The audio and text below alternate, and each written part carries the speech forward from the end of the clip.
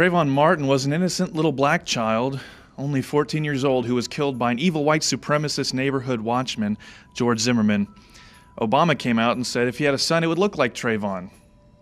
Now, this, of course, was the case only until we discovered that George Zimmerman, first of all, was Hispanic.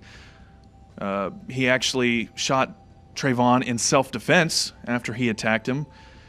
The media also chose to show pictures of Trayvon Martin as a 14-year-old boy posing with his hoodie up, just a quick little selfie, but in reality, they liked to push aside the pictures of him posing with guns, middle fingers, and drugs.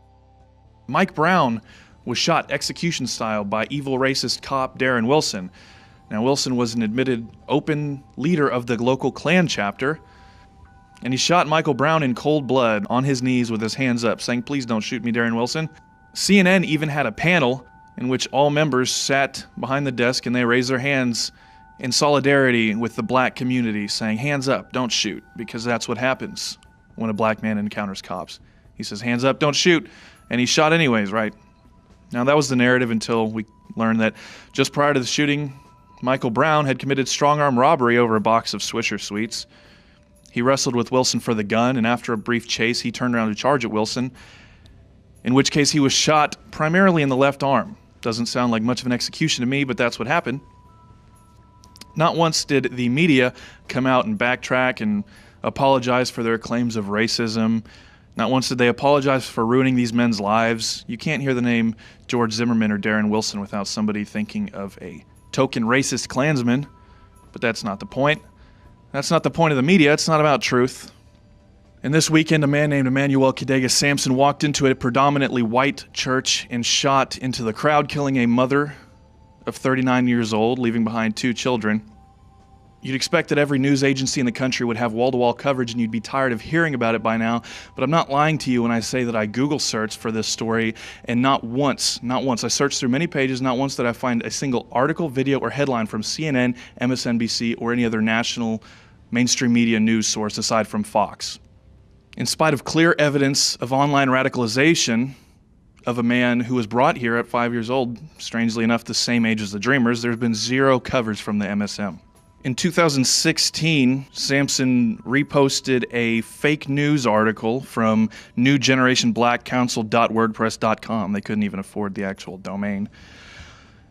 The article title was "Police Murder a Black Panther General, Execution Style, and Try to Cover It Up," June 23rd, 2016. Now, this didn't actually happen. It was just posted by this fake news website.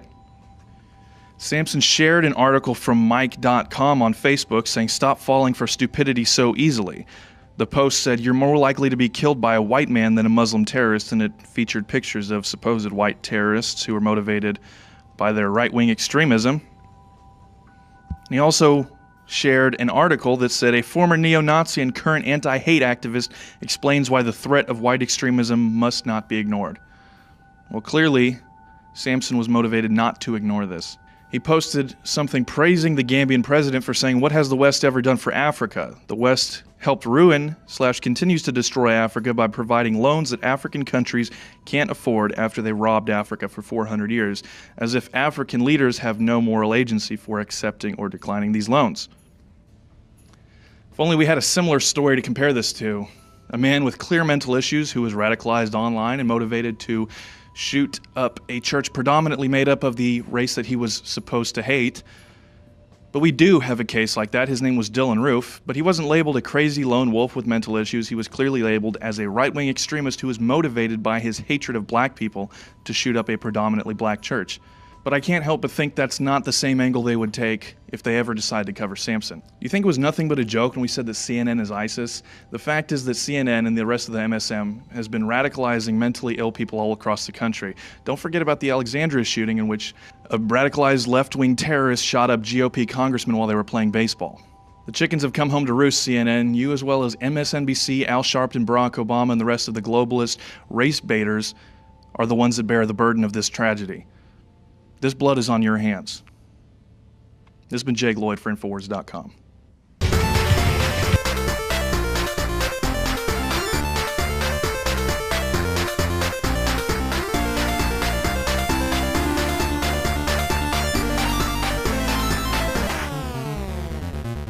Survival Shield X2 Nascent Iodine. If you're interested in healthy thyroid, if you're interested in well-being, if you're interested in having a higher IQ, which this has been linked to, get your powerful Survival Shield X2 at InfoWarsStore.com.